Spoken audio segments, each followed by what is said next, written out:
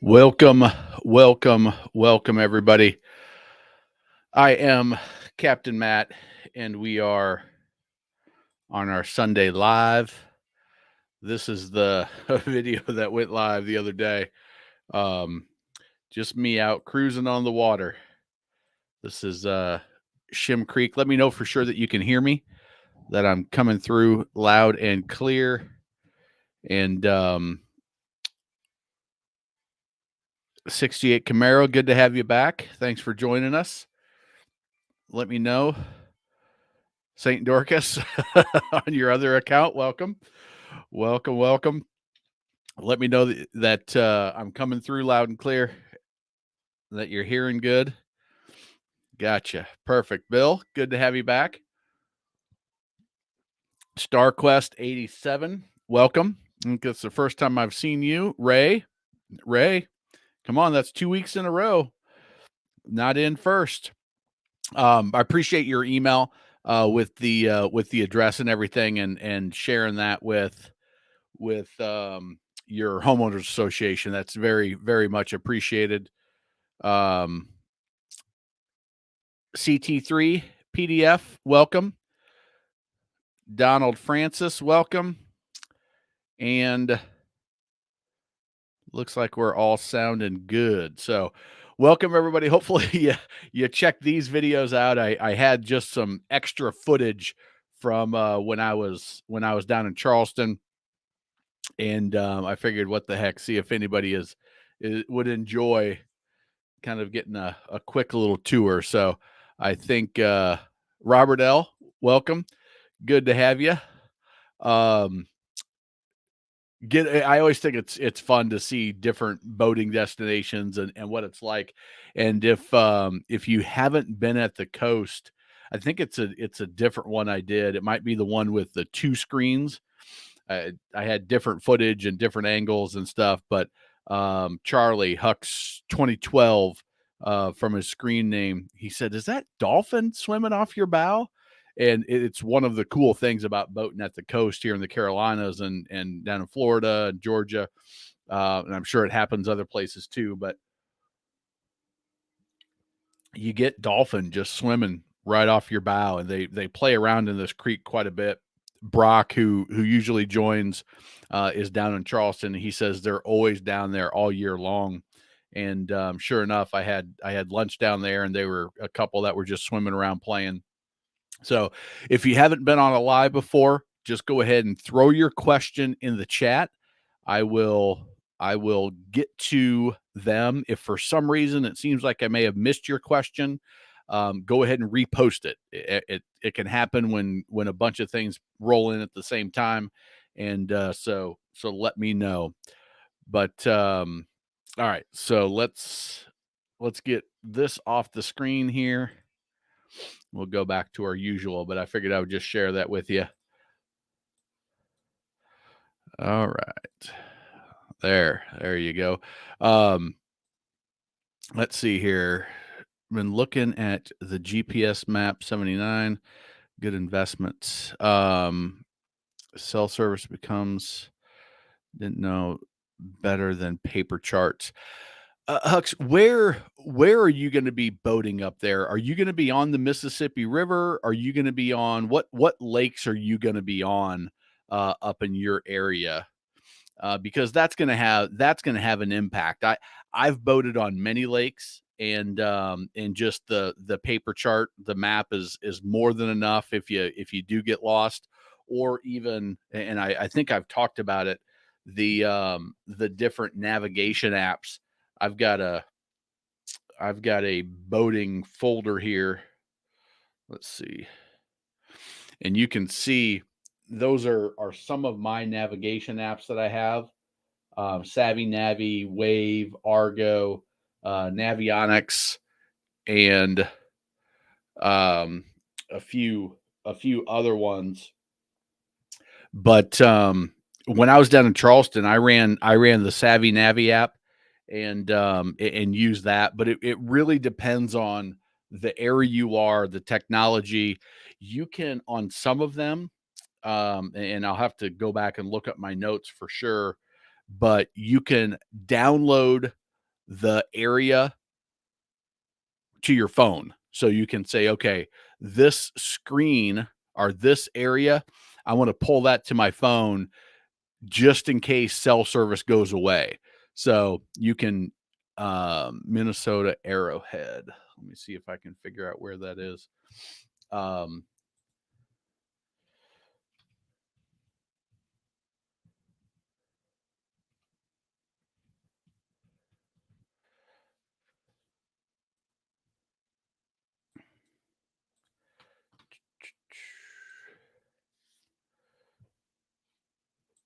okay, so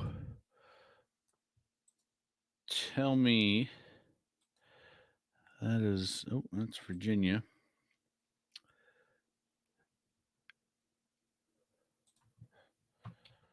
north of Duluth. And so you can actually, I'm not finding anything good. Let's see here.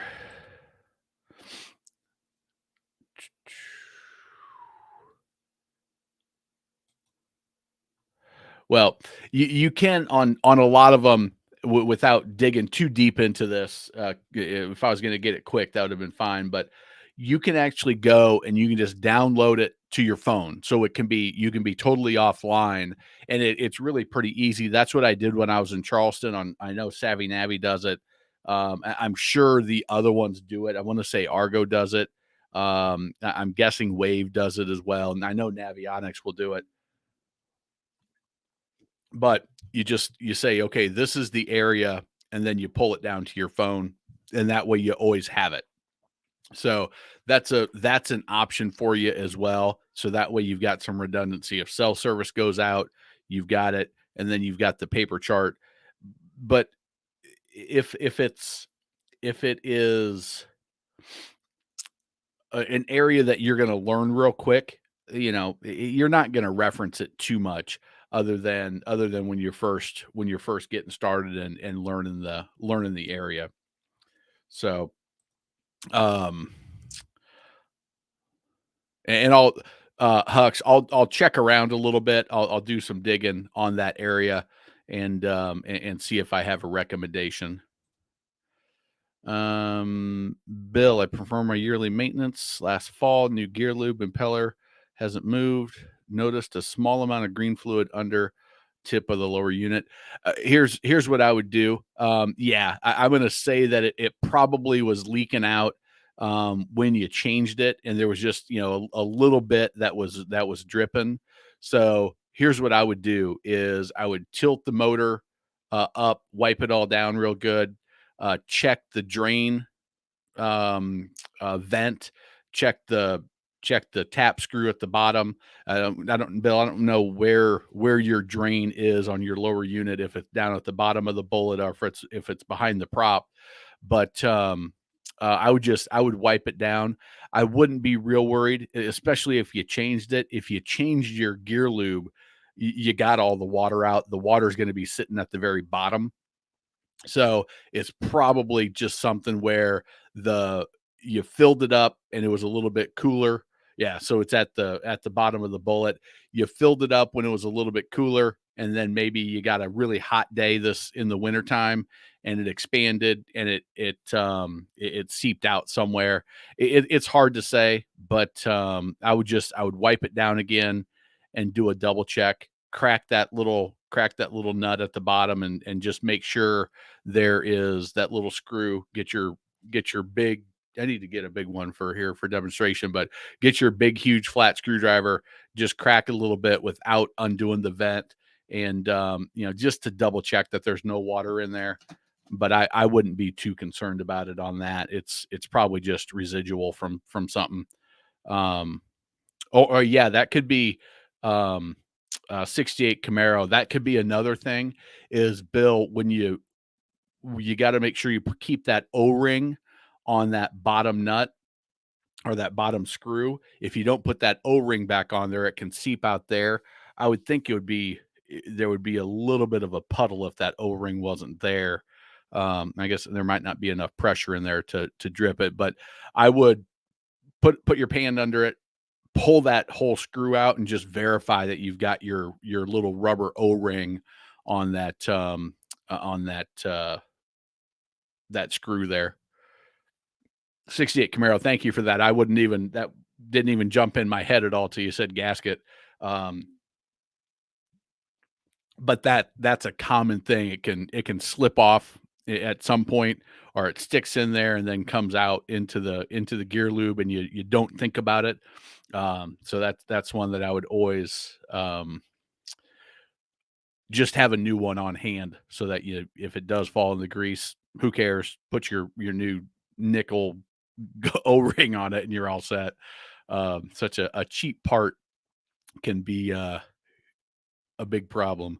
Pulled up my dad's Bayliner, changed its impeller, pulled it out. Parts of it were shattered.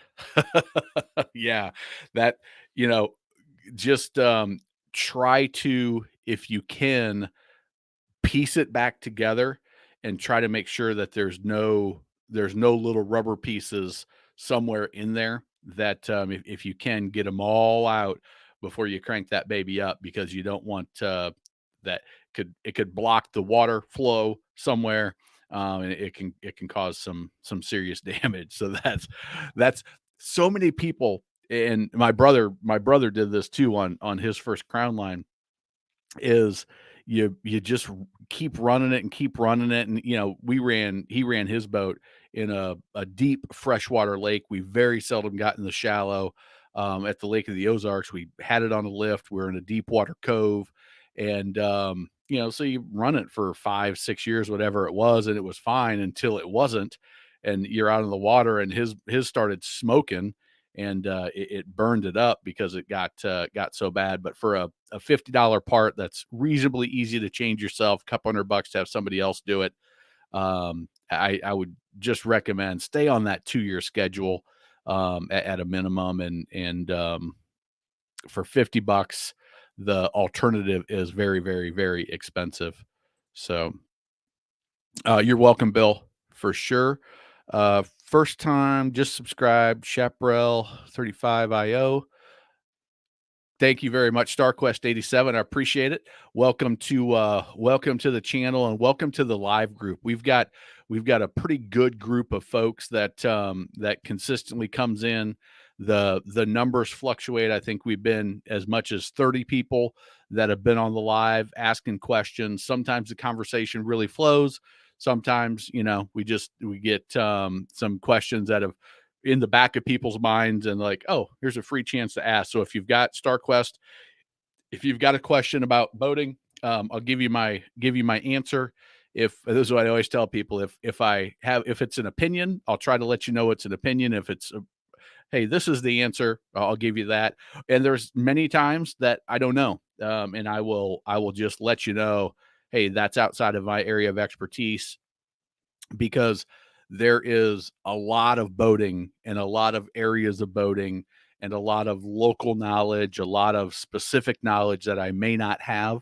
And so I'm not afraid to say, I don't have that answer, and try to send you to somebody that will.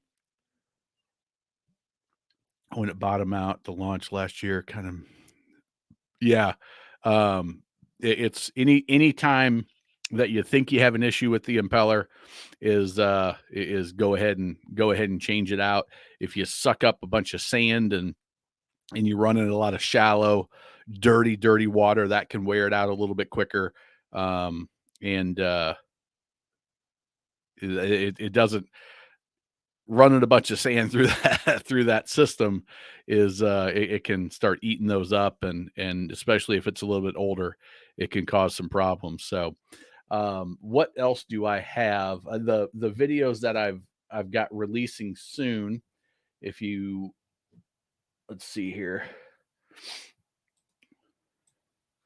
So I've got the dewinterization video dropped the other day, and for a lot of people, there's little things that you can do to start the season, to end the season, to make sure that your full season goes well. And I tried to cover those in this one. in that video. And then this is a question I get quite a bit about extended warranties. Are they worth it?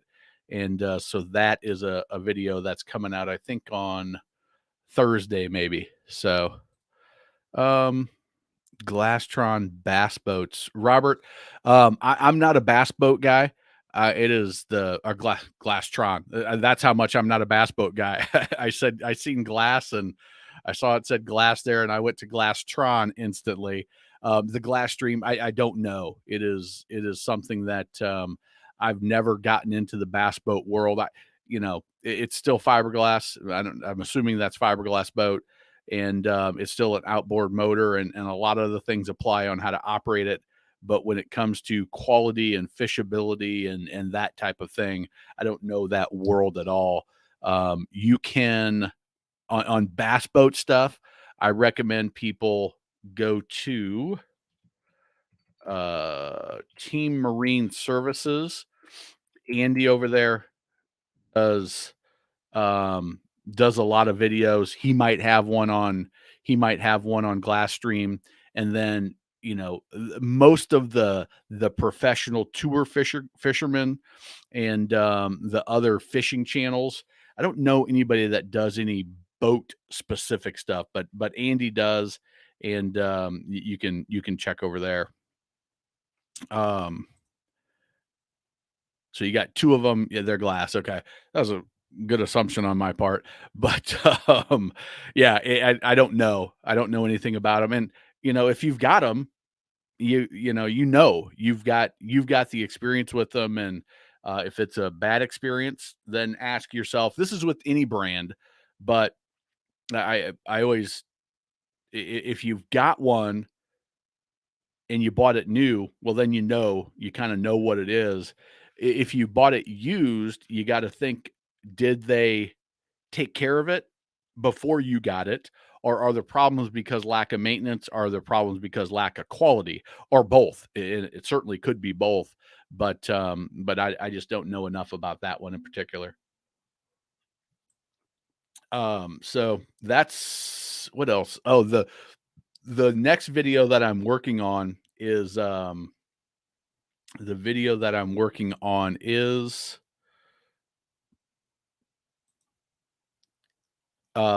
questions to ask to find a good boat dealer.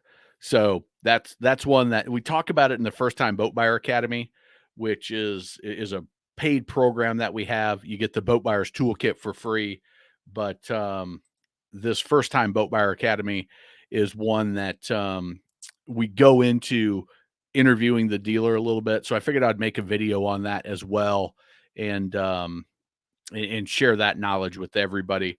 The big thing with the First Time Boat Buyer Academy, it's just kind of all 300 plus videos condensed into a really easily to digest formula or format, and then the negotiation piece, savvy step number 5 on making sure that you get the best price on that boat at that time from a dealer or a private seller. Um, have you decided if you're going to do a video recommend a navigation app? Yes, Dennis, I am. Here's what happened. The day I shot some of the video of the apps, my phone didn't record everything that I wanted to, and so that video never came about. But in my initial run, and I'm now it is 6 months later, and these guys are making new releases every couple of weeks. So, and I've talked to everybody. I've talked to the creator of Argo. I've talked to the co-owner of Savvy Navi. I've been going back and forth and been talking to the folks over at Wave and Adam, the owner over there. Navionics. I've talked to some of the reps at Navionics, but I bought all of their things, and all of them have given me a link to offer their affiliate program and give me some sort of a hey, we'll give you $1 for everybody that downloads our app or whatever.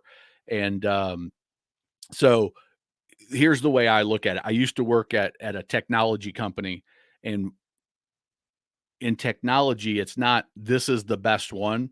It's right now this is the best one, but every couple of weeks they're making upgrades. So my plan is every 3 or 4 months to get the most up-to-date version. I've paid for all of them myself. I'm not beholden to anybody.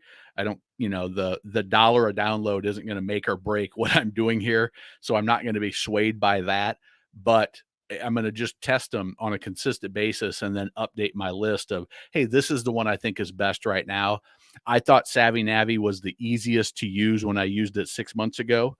And Navionics is the best. Like it's the best, most complete, most everything that you could possibly want to do.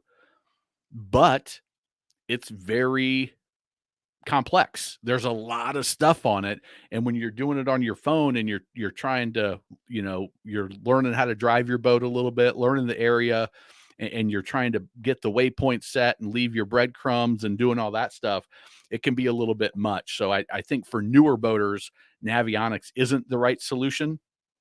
After a couple of years, and you're like, yeah, that's good, and I don't want to upgrade to the $3,000, $6,000, $10,000 screens on my boat and system. I'm going to do the $80 a month or $77 is what I paid for it for the year. I don't want to pay that subscription.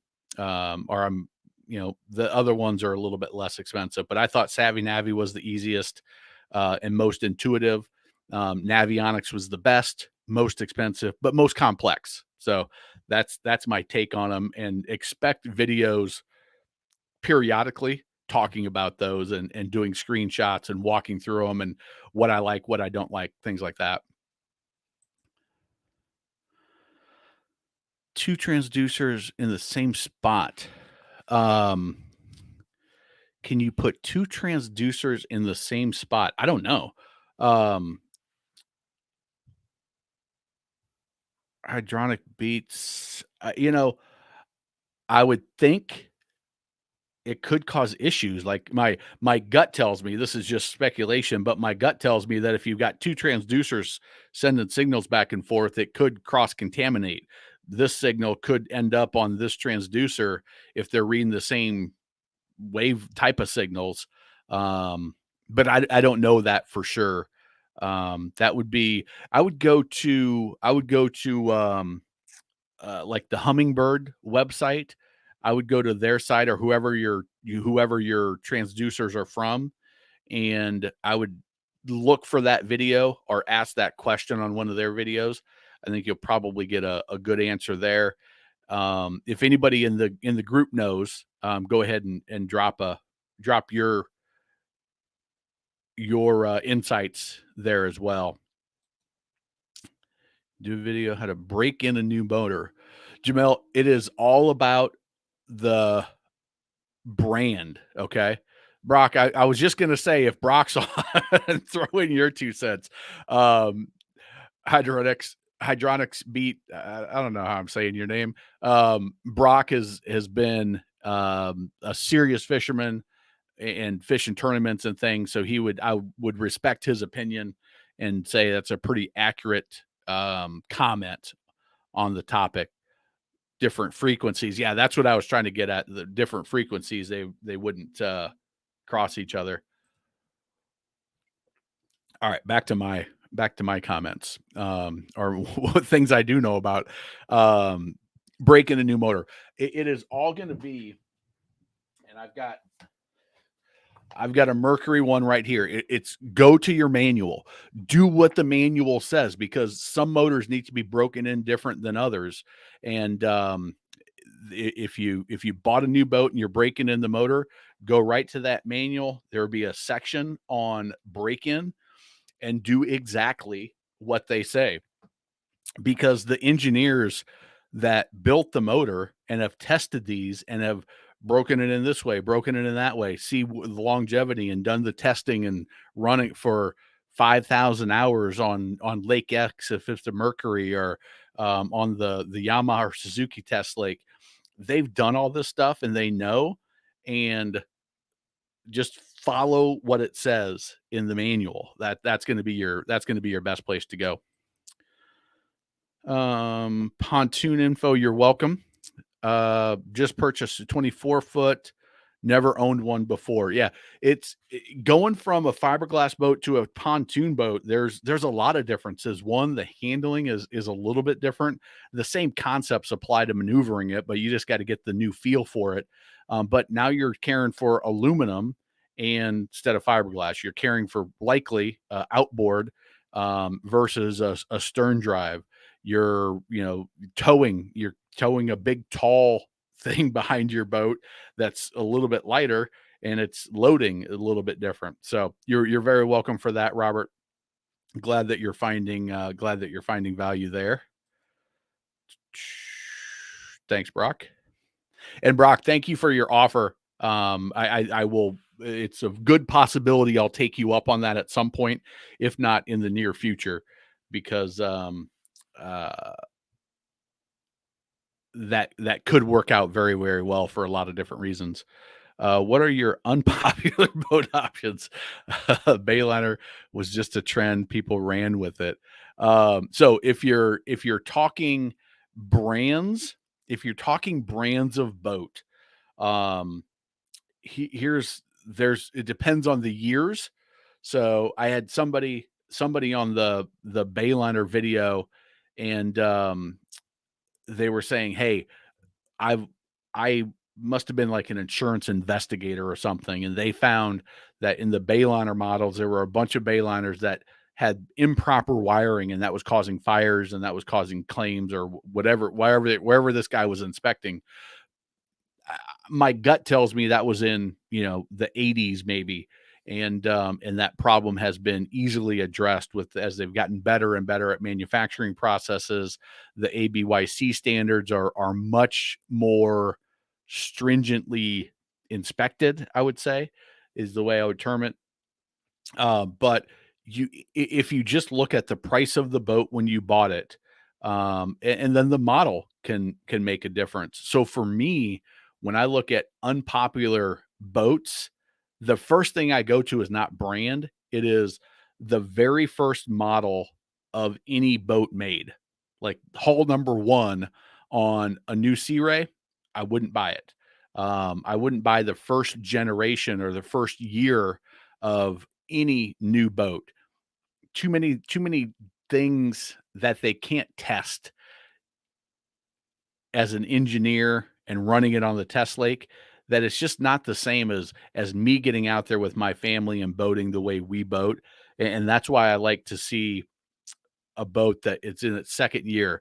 A bunch of people have been out on it. Hopefully a bunch of people have put hours on it, and all of those little things, they figured them out and they've made changes. I always go back to this Sea Ray redid their 210 Select.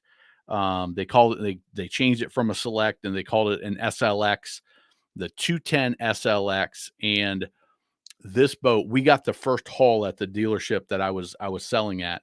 And Sea Ray, I always said, premium and quality, and I knew I could stand behind it. Well, this boat came in and it was asinine, some of the decisions that they made. I mean, you could not get to the engine compartment, that you could see raw plywood from the looking through the little bilge blower vents. The owner of our company, who his dad started the business in the 70s, he grew up, he built the docks at the first marina. When he was 10 years old, he was running the nail gun. And he's like, called Sea Ray and said, listen, this isn't acceptable. This needs to be fixed. This needs to be fixed. This needs to be fixed. And that happens with every brand out there, because it's just there's too many things that you just don't notice when you're making all the decisions to build a boat. So that's kind of my number one rule. And the year matters for sure. There's certain years that, man, Sea Ray made great boats. There's some years where like, man, they kind of made a turd here, or they had wrong management, was making bad decisions, and so that makes a difference too. There's brands like Chris Craft that have been up and down and up and down because of ownership. The boating world is very cyclical, so things are going good. Somebody sells it to somebody, or it's coming down, things are bad. and they go bankrupt, but they've got a brand like Chris Craft that has a lot of value to it. They've got facilities, they've got boat molds, which were really expensive back in the day. Private equity group comes in or investment group comes in and buys it up at the bottom. Well, now we get going up again and they cash out at the top, and now we got another new ownership group, and then it goes down again. They make some bad decisions in the downturn. They don't manage their cash right. They have to sell again in bankruptcy or to keep the brand going. Happens all the time. And Chris Craft is one that's been up and down and up and down. So that the year really matters. I need to do a Chris Craft video. That would be a good one to explain that concept, because it's one I've talked about in the lives, but I haven't talked about it. I haven't talked about it with others. And then you've got, and they're fine for a group of people, brands like Tahoe, not Avalon Tahoe pontoons, but Bass Pro Shop Tahoe, Sun Tracker. Hey, listen, they're not built very well in some situations. They not as much fiberglass. But if you're a lake boater and you're boating on a smaller lake, it is perfectly fine. If you hey, I want the warranty. It's got a Mercruiser in it. It's got a Mercury hanging off the back, same as a Cobalt, same as a Formula, two of the best brands in the industry. So it's all those little things. And if that doesn't matter to you, and you're okay with, hey, little ticky tack things are going to break, but the motor is the same motor in a boat that's twice as expensive. Then as long as you understand what you're getting into and that there are going to be some little ticky tacky things, then I don't think it's a terrible brand. 15, 20 years ago, the cheap brands were had some major defects but nowadays I think the manufacturing has improved so dramatically. Materials have improved so dramatically that even the cheapest boats are safe, are decent boats. But they're just the fiberglass is thinner, the upholstery is thinner, the cushions are thinner, the wiring may not be as, maybe they're not heat shrinking all the connectors. There's things that will come up down the line. So I think that's enough on that. But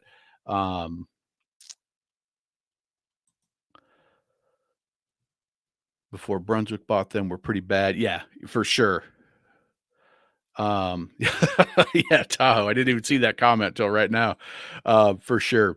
Have you done a video getting stuck in some rough water to do what not to do? Rocker Big Joe, are you in are you a coastal person or are you a lake person? And what kind of boat? Because it will matter slightly.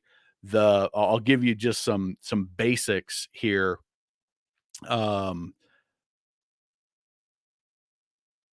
let's see here. Okay. There was somebody who had some tech issues. I just want to see if that was on my side. So let me know, Rocker Big Joe, where you're at, what kind of boat. But here are some things to think about. Okay, so 20-foot Lake Pearson. I'm not sure Lake Person, not Lake Pearson. Okay, so here's my thoughts. If you're out, gets real choppy. The first thing I'm going to do is I'm going to slow her down. I am in a 20-foot, I'm assuming a bow rider. It'll be different if it's a pontoon, but what I'm going to do is I'm going to put a little bit of weight up in the bow if I have it, and I'm going to use extra trim. What that's going to do is it's going to allow me to change my angle of attack and to get my bow hitting those waves. But because I've got some weight in there, I can use a little bit more trim and I can soften it up even more. But I'm not going to fall off plane. So because that weight's up there, I can slow down a little bit more, I can trim it a little bit more, and I can go off the top of the wakes. Now, if it's really, really bad, I'm going to come back and I might be an idle, or I'm going to exacerbate the problem and I'm going to plow through the water nose high and I'm going to stir up that water even more, making it worse for everybody else. But if that's what I've got to do, that's what I got to do so I don't take a wave over the bow. Okay. Now, if it's a pontoon, what I'm going to do is I'm going to move all of my weight to the back And because I'm not so worried about getting up on plane, I'm just going to go at a much, much slower speed on plane, not on plane. It's not going to matter significantly, but I'm going to keep my weight in the back so I don't stuff my bow and do a qualified captain or a hull over inlet move where you submarine it and now you've got some serious problems. So using that trim and weight distribution are going to be your two biggest things. And then, of course, speed. You know, don't be running 30 miles an hour in a 20-foot boat if you've got big, huge cruisers go by. I'm also brings up another thought is I ran down at the Lake of the Ozarks. That my family has a cabin down there. I've been going down there since I was 5 years old in a little 16-foot Larson tri-hull with an 85 outboard. You may have seen it on some of my videos, but it was fine. There was nobody else was going down there. It was much quieter. Now you go down there and I saw there was a 75-foot something that just delivered on the lake the other day. And you know, that thing, it's just a dammed up river, so it's fairly narrow. And you know, that thing goes down and it's not opening it up. He's going to be plowing through the water and he's going to be putting out a 5-foot wake. You know, just that's what happens down at the busy end of the lake near Osage Beach. In those situations, what I'm going to do is I'm going to be running. I'm going to get my weight distribution where I want it, depending on the boat I'm in. And when I get to that wake, and I'm like, okay, I'm running, it's rough, but now I get a real big one. Now, what I'm going to do is I'm going to use that trim even more and give it a whole bunch of trim. And I'm going to get my bow way up so that it's just going to kind of ride over those wakes. And it's not going to slam down on it, but it's also not going to dip my nose. It's just going to stay up. And as I come down it and hit the other one, it's going to keep that bow high attitude, if that makes sense. So those are a couple of things that I do if it's really, really choppy. And if you watch, let's see, if you watch this video right here, this is one that when you first start, I hadn't got my trim set. I'm monkeying around. I'm not paying much attention. You know, I'm trying to figure out. I don't run down in Charleston hardly ever, so I don't know the water that well. I'm looking for navigation markers. I've got my camera stuff all almost set up, but not batting down very good. It's a quiet day, and I hit a not a big wake, but I mean, it slams down and my crap goes flying everywhere. And so, you know, sometimes you just hit a wake a little bit harder than you want to. But had I been running my trim appropriately from the start and maybe paid attention a little bit more when that wake came, I would have hit my trim and got that bow a little bit up and it would have softened everything up and been much smoother. So as the captain, you have a lot of control. And I should add that to the Boating Fun Amplifier Toolkit. I talk about trim, but I should go into a little bit more detail and show some things on the water. I don't like boating elitists. If you have a boat, fits your needs, budget. Yeah, 100%. 68 Camaro. That is exactly right. There's the wrong boat for the wrong application for sure. But if you're on the water, I'll tell you that 16-foot Larson tri-hull that we had when I was a kid, that thing was amazing. I would rather ski behind that because it put out this little teeny tiny wake because it was such a teeny tiny boat. My dad's 6'5". I don't know how he fit in there with a family of five, my older brother, my little sister, and my mom, and the dog sometimes in a cooler. I don't know how we all fit in there, but we did. And we had a blast. And I like to ski behind that more than I like to ski behind our friend's 22-foot Celebrity or 19-foot Bonanza or a Mark Twain or a Viking, probably a 20-foot Viking deck boat, 22-foot Viking deck boat. Our little 16-footer, that's what I wanted to ski behind.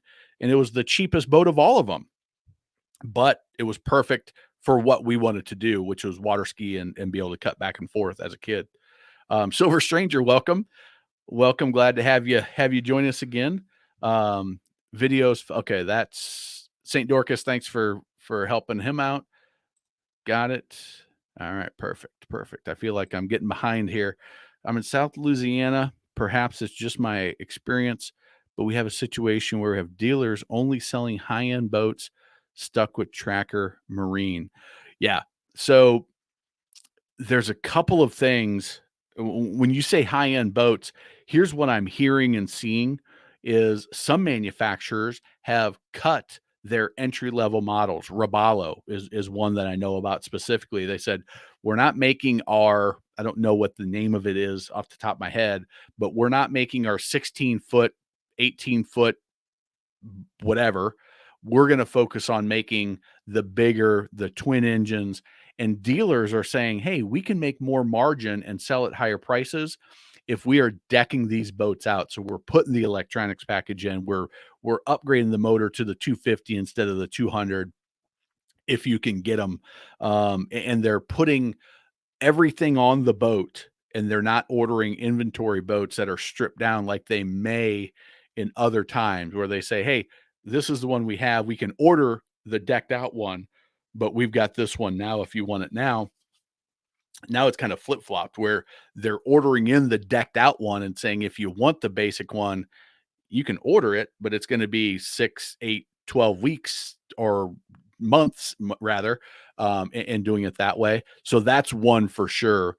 And then Tracker, the advantage that some of the bigger mass produced Tracker orders more black motors than probably anybody. Brunswick that owns Mercury is up there with their brands, but I bet Tracker orders many more Mercuries and Mercruisers than any other brand that's out there.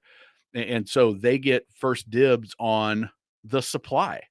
They're ordering more outside Brunswick, but they're also ordering more windshields. They're ordering more hinges. They're ordering more trailers. They're ordering more whatever because of that purchasing power. They haven't had the same supply chain issues as, let's say, the custom, semi-custom, smaller independent manufacturers do, because hey, they only order 20 windshields a year.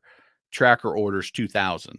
Yeah, that's an extreme example, but I think that type of thing has had an impact, and dealers are saying, "Hey, we can sell the high end stuff, and it takes just same amount of effort to sell the high end as it does to sell the lower end. We're going to stick with the high end ordering," and some of the manufacturers have done that same thing. Um, yeah, Brock, that's why I asked about, is it lake or is it coastal? Because and that's one of the things that I want to do in the coastal version. I've got it kind of mapped out, is how to get out. And if you're in, if you're in 5 footers and you're 6 footers and you're in a 24-foot boat, you've got to know how to ride them and ride that crest of the wave and do all those things. And I think that is something that will be in the coastal version. So, um,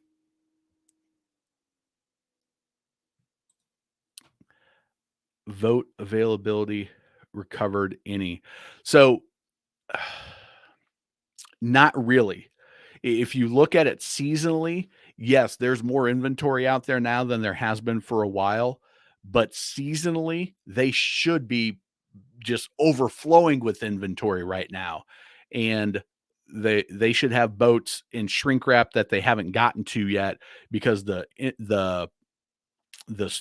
inside dealership is full, the outside dealership is full, and they still have boats that need to be unwrapped and ready for display in the showroom. That's the word I was looking for, in the showroom. We're not at that point. We're at the point where we've got some boats, but we've only got 10, we've only got 5, and everything that's coming in the next month is a already spoken for ordered boat that has a name attached to it. So, oh, Captain Matt's getting this boat. Bob's getting this boat. The Johnsons are getting that boat, and they're already sold when they come in. Now, gas prices, I'll say they leveled off at that plateau, right? So they're still, I bought gas for the mower today. and I buy the non-ethanol 100% gasoline, and it was, I don't know what it was. I got 3 gallons to fill up my things. It was $4 a gallon or so, at the pump at the gas station. So, not bad. An extra, let's say it's an extra dollar a gallon, you know, so you burn 500 gallons, which is a decent amount of fuel for most boaters. Maybe if you're going offshore, if you're doing a lot of surfing or a lot of water sports, you might burn twice that, but that's only an extra $500. It's not significant when you're talking people that like like you all listening for the most part that have an extra 10,000, 20,000, 30,000, $50,000 boat. That extra 500 bucks for gas over the course of 3, 4, 5, 6 months, it's not going to stop you from enjoying your boat or buying the boat if you're going to buy one. So I think we're still on a good pace, and but there will be a slowdown eventually. All of these new facilities that the manufacturers are building are going to start coming online here in the next 6 months. The one that started early, they're going to start coming online, and inventory is going to build up, and will be interesting to see what happens. Um, It'd be interesting to see what happens on the inventory levels at the dealers once they fill up to normal levels, the levels that they're like, yes, we're good. We're comfortable with this. We're probably going to have some leftovers at the end of next year. We'll sell those at a discount, but all the other ones are going to hold decent margins on and get back into a little bit normal. Or are they going to overproduce and we get to the point where they're carrying over way too much inventory after Labor Day, and the dealers are getting nervous. I talk about that in a couple of my videos if you want to get a better feel for how the industry works. Um, in Canada, everything for sale is leftover, all garbage with high price tags. Interesting.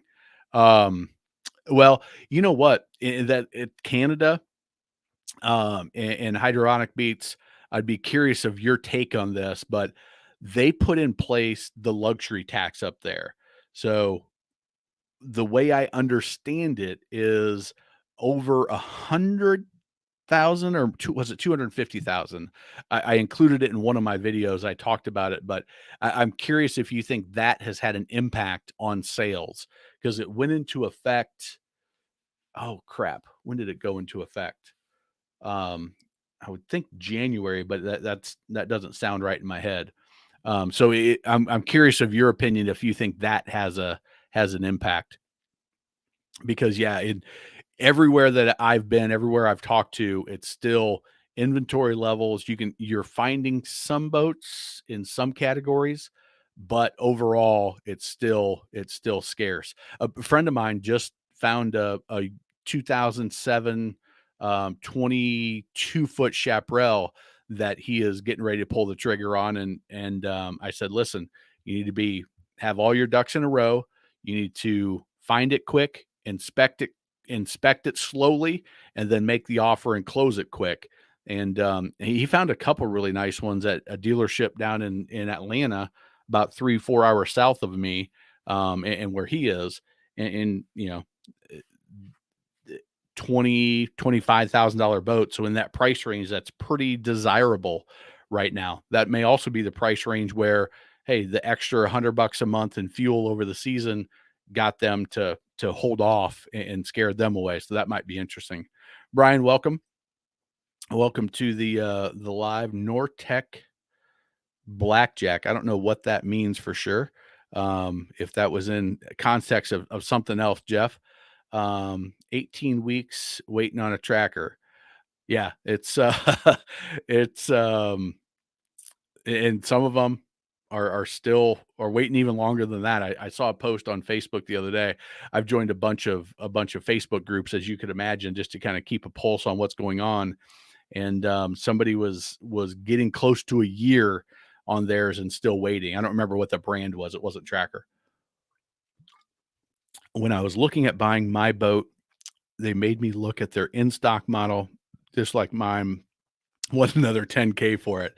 Yeah, I think Silver Stranger, did you if I remember right, I got a note from you that that you were able to not have to pay that much, that they were trying to get it from you, but you outsmarted them, if I remember right. So, let's see here. Eric, World Cat. I have a World Cat 23 dual console. We'll come back to that because I think he may have hit enter or something inadvertently and stopped it. Saint, looking at a weak mount on my Bayliner Capri, trying to find one that isn't side mounted. Good towers to look at, things to avoid. I personally, this you may not want to hear this, but I am against mounting a tower on a boat like that. And here's why. It wasn't made for it, and it depends. This is my opinion. It wasn't made for it. The Bayliner has a thinner lamination schedule, which means you're mounting into a thinner um, thing of fiberglass.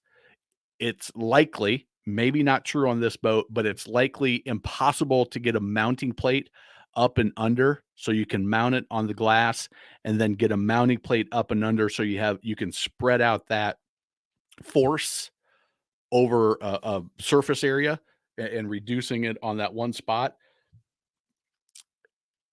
As you use it and you've got that pull on that tower, if you use it significantly, it's going to start cracking, and it's going to potentially reduce the value of the boat because it's going to spider crack or worse, depending on how good and solid the fiberglass that you're able to mount into. With that said, on that, the wakeboard tower, I think Monster Tower is probably your best bet. They are the most versatile. I would say a lot of manufacturers use them as their OEM source, and so I would check with Monster Tower would be the place I would go to. But again, as a general rule, I'm not a big fan of putting aftermarket wakeboard towers on a boat that doesn't have a mounting bracket that you can mount it into. That some of them in 96, what did you say? 90, yeah, in 96, nobody was putting mounting brackets for wakeboard towers in them.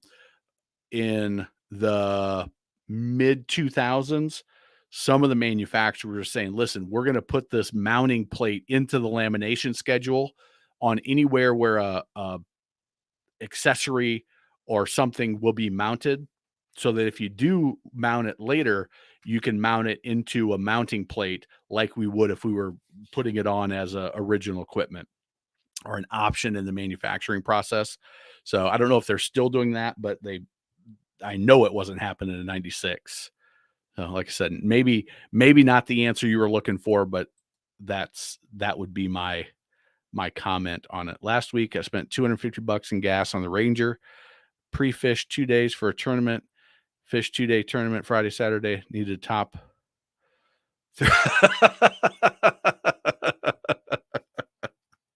Well, hey, get that top one, make it a profitable. Or at least, hey, if it's break even, nobody said us boaters were rational people. That went out the window when you said, "Hey, honey, maybe we should buy two boats." We need a second boat for fun. That's funny. Eric. Okay, here we go. I can't tow a skier or tuber. Have any suggestions?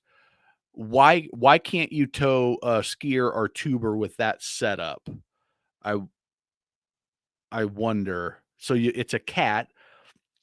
The wake may be all wonky because you've got the three surface areas running through the water, making kind of an odd wake, but you should have two tow points on the transom tie downs, and you run a harness. You can get them at West Marine. You run a harness, a Y, and then you hook your tow rope on that and back. I would think that would work okay. And if your harness and your rope is getting caught up in the spray, I don't know. I haven't run a world cat like that. I don't know if it puts out a big rooster tail where the line's going to get hung up in the wash of the motors and the holes. But if you do, then just get a booster ball, I think is what it's called, that you slide on to the rope and it floats it so that that rides on top of the water, and the tube rope or the tow rope for the skier stays above. You don't get it in the prop. It's there's a couple advantages to it. So if I was reading that right, if that was your concern, why you can't do it, but let me know if I got that right or if I just made up some what I thought the question was. Full day of fishing on my 20-foot 150, 5 gallons of gas. Yeah, on Silver Stranger on the outboards now. I mean, they're very fuel efficient if you're just running 3,500, 4,000 RPMs, and you're not really getting on it running, wide open throttle. Brock, I know you're running wide open throttle. You're getting to your next spot especially getting ready for the tournaments and running in the tournament. But yeah, if you can just kind of cruise, that's my speed. My speed is 3,500 RPM. I'm up on plane, and that's about it. And that's where I enjoy running, and the fuel consumption goes way down. Was adding on the brands. I was adding on to the brands we see in stock on the high end. Maybe I was asking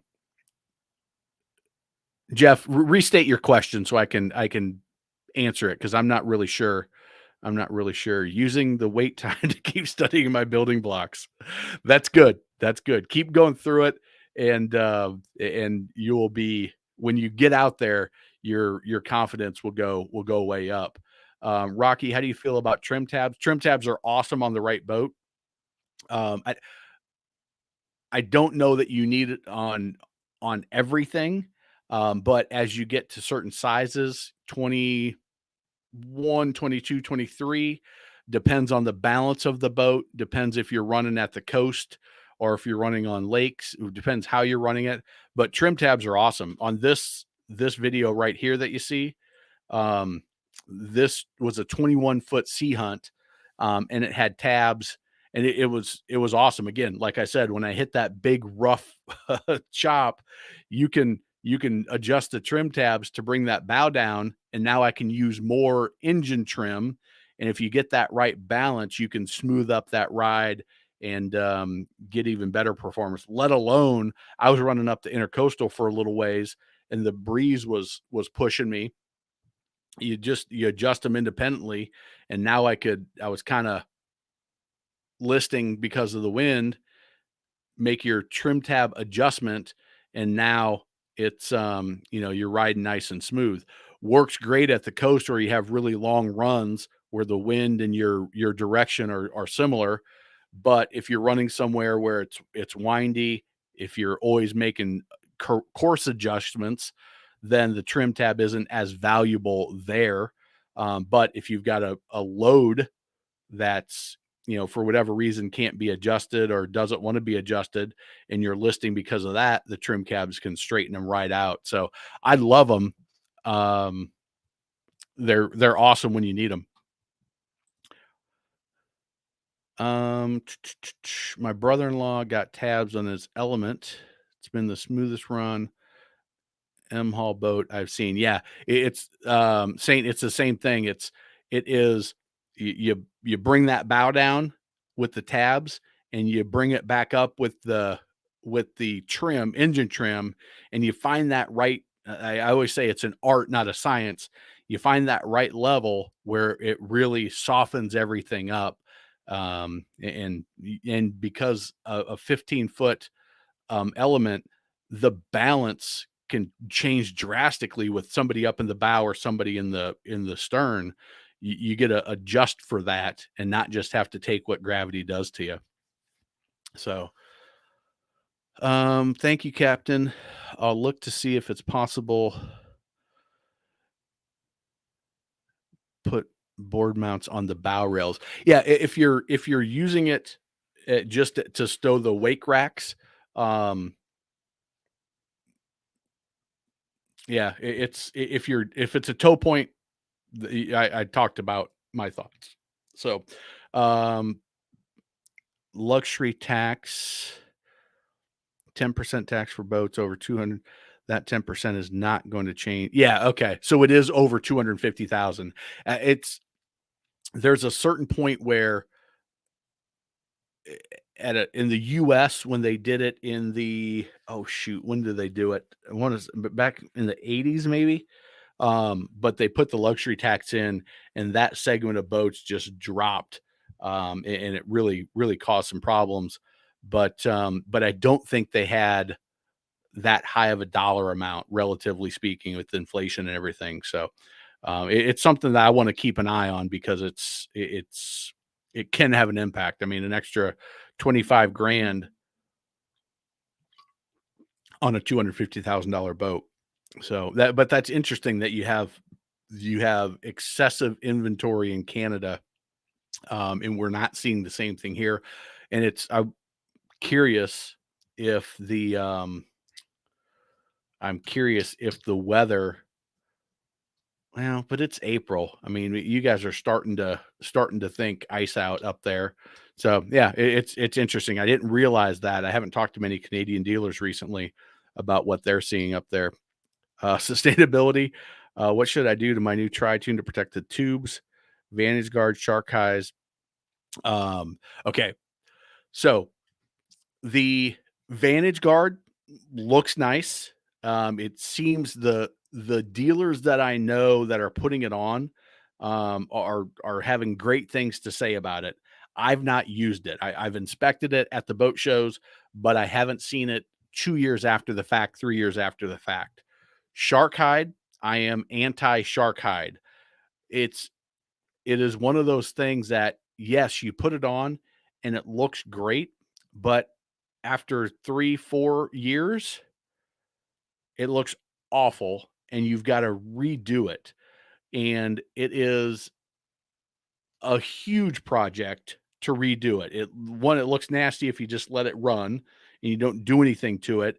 But now I've got to strip it and I've got to start from scratch. I've got to strip it, I've got to etch it, I think, and then you can lay it back again.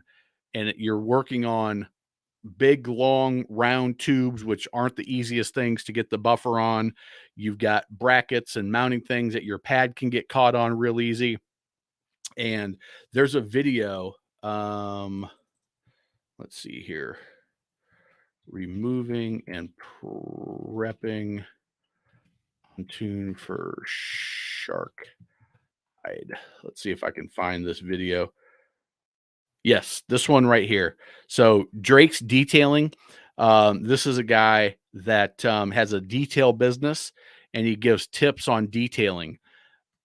Watch that video and tell me your thoughts. And this is I've seen the shark hide after the fact that looks awful, and then I watched this video. I was like, oh my god, I don't want anything to do with that. Alumatron. I'm not sure what Alumatron is. I'll have to check that out. It may be shark hide isk. And then wraps. I think wraps could be a solution, but again, at some point you're going to get scratches and dings on it if you're trailering. Um, it's going to wear if you're hitting docks and it's for me, I may keep it clean. They're going to get a little bit chalky. They're not going to be super shiny, but they're pontoons. That's my personal opinion is I'm just going to let them ride and keep it clean. I'm not going to put anything on them because it's going to look great for a period of time and then you're going to have to redo it. It's going to be a ton of work and it's going to look crappier if you don't do it. It's just more expense, more work than is necessary for a tiny improvement on looks because half of them are in the water and I'm not looking at it. So, but that's my personal opinion. I'm also a guy that I've got a stock truck, and other than putting my Boater secret weapon license tag on the front and my Nebraska Cornhusker license tag on the back, it's stock. I'm like, hey, that's good. I'm not an extras kind of guy. So that might impact the way you look at my opinion as well. Um, yeah. That sounds about right. That sounds about right. Let's see, 6. I'm not sure of the context on that sustainability, but, um, all right. You saw my comment about brands, South Louisiana. I later added Nortec and Blackjack to tell you what kind of. Oh, okay, okay, I gotcha, I gotcha. Kind of brands we see for sale at dealers but can't find a decent middle ground. Oh, let's see here.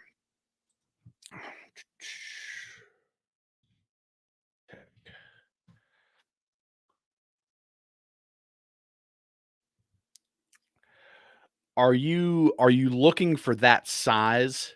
Um, I mean, because you should be able to find, it's you should be able to find a sportsman, and I know it's not the same kind of offshore speed that you are with these, but you could go with that more mass produced boat in a large center console. Some of them are gonna have the cabins down below. I don't know enough about what you're looking for, um, but if you go to, let's see here,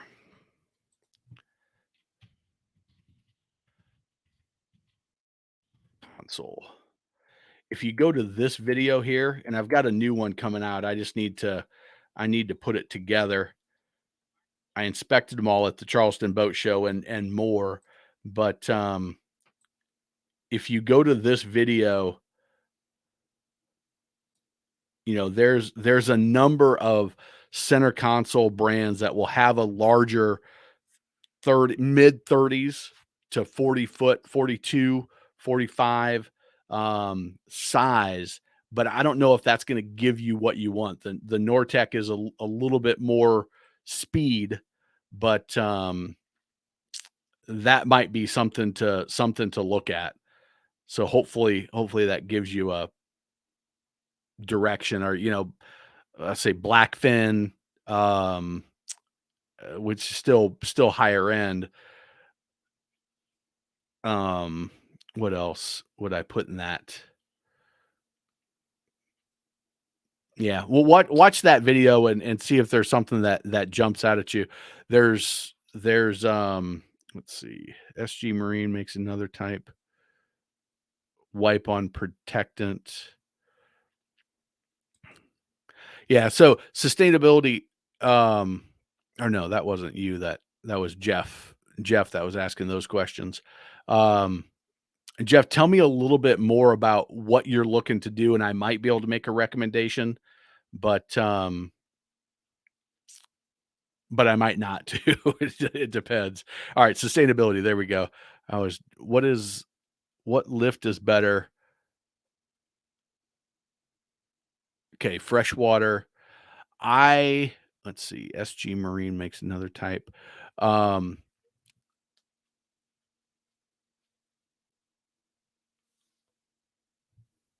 it depends. Okay, I did in if you go to US Boat Expo docs, sustainability, if you go to this video right here, US Boat Expo, what you need to know about docks and lifts. Okay, so this is an hour and 13-minute interview. And this is the owner of, what is it? TM Docs, tmdocs.com. He's out of Atlanta, Georgia, I think. Where did I find him? I want to say he's out of Atlanta. I found him at the Greenville Boat Show last 2 years ago, I guess. And I interview him about docks. I have always had a bladder lift dock, like a hydro hoist type lift. You vacuum, put air into it, you suck the air out, put water in, and it drops. You blow the water out, air comes in, and it lifts. That's the type of lift that I've always been accustomed to since I was a kid. It's what we always used down at the Lake of the Ozarks. It was easy. It was loud, but it was easy. As long as your bunks are set up, you're good to go. The shore station on smaller lakes in Nebraska, where I would go, they had the either your crank handle or you put it on a little motor and the chain and that spun it. It seemed like in lakes that were going to be smaller and were going to freeze, those worked out better because you could disassemble them and you could pull them off, and you didn't have to have power down to the dock unless you wanted to put your motor on it. Um, at the lake in Tennessee that my in-laws have, they built a new, very expensive dock in my mind, super super nice dock, and they put cables in because it was a fixed dock and the water level fluctuates there up and down. So they use cables there. So it somewhat depends on the lake that you're in. Does the water level fluctuate? Are you going to be able to leave it in the wintertime, or do you need to pull it out in the wintertime and disassemble it? Um, those are is it a floating dock? Those are the types of things that now I don't know why I'm forgetting his name right now. Um, but anyway, those are the types of things we talk about in this video, and I would watch that, and I think you'll get some good insights there because there's a lot of variables on what recommendation would be made. Saint, I'm personally looking to upgrade my own boat, something more modern. Cuddy, there's not many cuddies still made in the U.S. Um, I would Saint, shoot me an email. Shoot me an email, and I will give you some information on that. But off the top of my head, everybody that was making a true cuddy that I know about isn't anymore. But that's something that, because here's why is in the southern states, it gets too hot, and so the cuddy cabins wouldn't sell below, you start to get to North South Carolina and you're like, if I don't have AC, I can't have a cabin. And it's tough to get airflow through with them being pretty short. As you got up north, they sold okay, but their boating season's shorter, so they didn't sell as many boats up there. And the manufacturers started scaling back and cut those models. So I don't know of anybody, but shoot me an email, captain at Boat Buyer's Secret Weapon, right there, and I'll send you a couple, but nothing jumps out at me. I'll have to do a quick little search. All right, so we're coming up on, oh crap, an hour and 15 minutes. This has been a good one. We got it. I think we hit our record here. I think I saw 41 people on, 41 people on as we were going. So I'm going to come back, answer the questions here, and answer the questions for you that are still in. If you've got other questions, leave them, put them in the comments, and I'll try to get to them. Remember, we've got the Boater Boot Camp and the Boat Buyer's Toolkit. If you're looking to buy a boat, those are both free programs. The toolkit, it's like 25, 28 pages, checklist, questions to ask. It'll keep you on task and make sure that you don't forget something on inspecting the trailer, inspecting the boat, inspecting the motor. The boot camp, if you're newer to boat ownership, a bunch of things that you don't know, you don't know. It's a video series, a 3-part video series that it's for free. It's something that I probably should be charging for, but it's an awesome program. I'm super proud of how it turned out and the value that people are getting from it. If you are looking to buy a boat, you want to make sure you don't pay too much. That First Time Boat Buyer Academy is great. Best boat captain on the water, best pontoon captain on the water, and soon the single engine outboard, kind of center console type, that I was filming down in Charleston, and the coastal that will come with it, and Trailer Like a Pro, Tow Water Sports with Confidence. You can check all of those out at bestboatcaptainonthewater.com. Or boatbuyersecretweapon.com/captain will get you to those. And of course, everything that I do that costs money comes with my personal Happy Boater 100% money back guarantee. If you're not happy with it, just tell me. You get your money back. No questions asked. Okay. So that is that. Let's see. Where did I leave off? Sustainability got you. Freshwater. That's where we left off. Hydrofoils. So, Rocker, it is apparent to me that hydrofoils are that technology is trying to make its way more mainstream. I ran hydrofin. I ran the hydrofin on a 25-foot Harris pontoon with a 150 outboard down in Tampa last fall, and you can see me running the boat here with the originator, creator, Jason, what's Jason Miner, maybe. It was a Misty Harbor, not a Harris. And I got a chance to run it. I was impressed with it for the right application. I don't think it's for everybody. Watch that video and you can kind of see what the hydrofoil does. I think there's a lot of advantages to them. I think that we're going to start seeing some more hydrofoil technology come into the mainstream. But it's going to be like the electric engines. I did a video on the E-Marine 180 horsepower outboard, the electric outboard, while I was down there as well. I got a chance to demo that.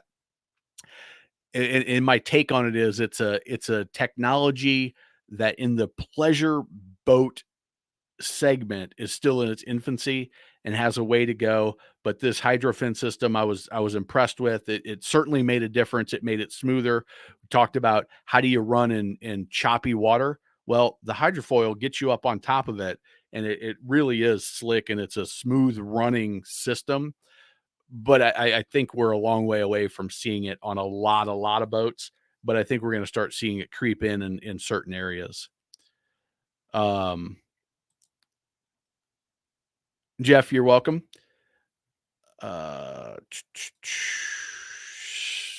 Yes. Thank you, Silver Stranger. You're always good for that. You're always good for a reminder. I appreciate that. Guys, it does make a difference. You hit the like buttons on my videos, you make a comment, you share them in your social media. It allows this information to get out to more people.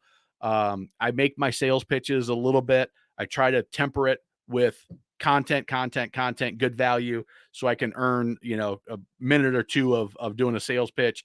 But your likes, your shares, your comments are always very much appreciated.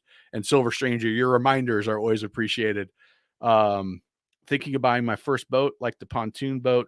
Would you recommend it? Gary, I need to know a lot more about you than before I can recommend anything. So here's what I'm going to recommend you do.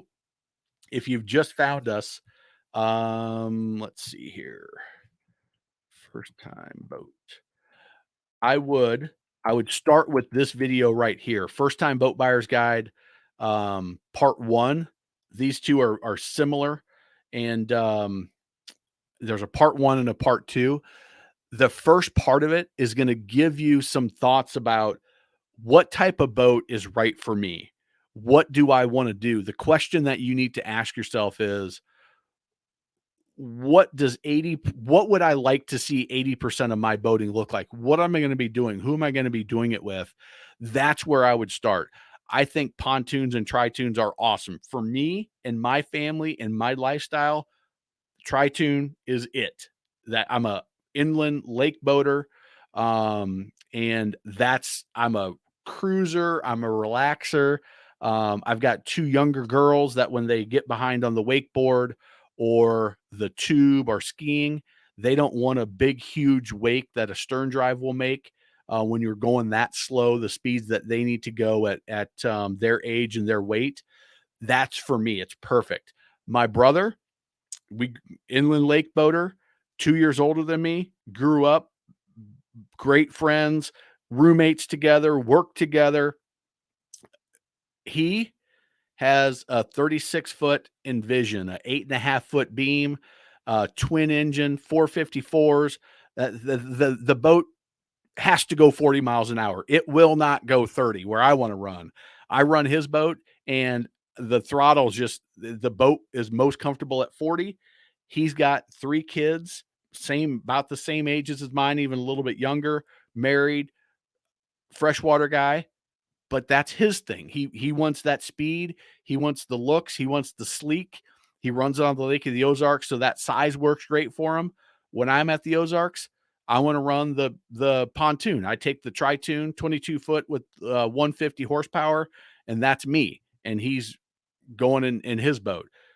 It all depends on what you want to do, who you're going to do it with, and those videos will help you on that. Okay. All right, perfect. Email me. That is good. All right, so this is going to be the last one, Matt, unless another one comes in here quickly. But we're getting to be an hour 20 minutes here. Hey, Captain, thought a personal watercraft versus a 13 sport. Have a pontoon. Also want something smaller, more trailable. Again, Matt, it's going to depend on what do you want to do. Are you going to be by yourself? Then a jet ski, wave runner, personal watercraft could be great. If you want to get out there and spin around and do tricks with you and maybe another person, that's a great option. The 13 Whaler Super Sport is a fun boat to run. It's quick. It's quick. It's easy to maneuver. You can get in and out. If you want to take a couple of people with you, that is a great option. If you want to do a little bit of water sports, if you've got kids, you can still throw a tube back there if you want, or ski behind it, or wakeboard behind it. If they're a smaller person, you can get in and out of places. You can go use it as a little dinghy and go to restaurants. You're going to be drier. You're not have to gonna get as wet, but it's not as fun and sporty. So you really got to think about, you've got the pontoon. You want this as a secondary boat, I'm assuming. Doesn't sound like you're getting rid of the pontoon. Um, it all depends on what you want to do. In my mind, I separate it with personal watercraft is more of an individual kind of activity where they're most fun, in my opinion, by yourself on the thing or with a kid. My wife and I'm 6'2", 225. My wife is almost 6 foot, and we are not riding the jet ski together and having a good time. It's a big 3-person ski, plenty of capacity for us, but it's just not fun for us. She also wouldn't set foot on a motorcycle. I if you're a motorcycle family, your wife or girlfriend or whoever is a motorcycle person, then the personal watercraft. But the boat gives you more room, a little bit more space, even though it's only 13 feet. It gives you a different experience, and it's a personal thing versus a right or wrong thing. So hopefully that helps. It's a non-answer, but it's a something to think about answer. Charlie, you're welcome. You're welcome. Hopefully you found it. I don't know how to work the Teespring system very well. So let me know what the quality is. I put it on 2. There was a premium and there was a regular long sleeve. So I think they ended up being priced the same. I just, whatever they say to price it at, I put it in there. I think I make like 7, 8, 9, $10 on it, whatever. But let me know what the quality of it is. The shirt I'm wearing right now is the same t-shirt that you can order online. It's got the thing right here, and then it's got it big on the back. So it's got that same setup on the long sleeve, but I'm curious if you like the quality of it. Just give me a heads up on that. So, all right, I think we are going to wrap it there. Saint, thank you very much. Appreciate you joining us again. And the toolkit is awesome. If you're looking to buy a boat, just get the toolkit. It'll help you. It asks some questions to help try to guide you to the right style of boat. And the over 300 videos on the channel, if you just sit down and watch a bunch of them, you're going to find some helpful information that's going to help you make a smart decision. Matt, you're very welcome. Brock, thank you. I appreciate that. Getting the long sleeve. Let me know what you guys say on the quality. And no, it's on the YouTube channel, Brock. If you go to the YouTube channel below, like if you here, I'll show you. If you go to the video, it's right here in this section, and then you can scroll through, and it's logo hoodie white. But then once you click on that, I guess I made like a so this is a hoodie that you can get. But if you scroll down, there's the premium and the classic. So I don't know what the difference is between them. I haven't ordered one of these. They look the same to me, but it's the same design as the one I've got on. So thank you guys very much. I appreciate it. I appreciate your support. I appreciate you guys keep showing up. We hit 41 that I saw. I'll get the report to see how many, but thank you guys very much. I appreciate it. And we'll see y'all next week. Happy boating, everybody.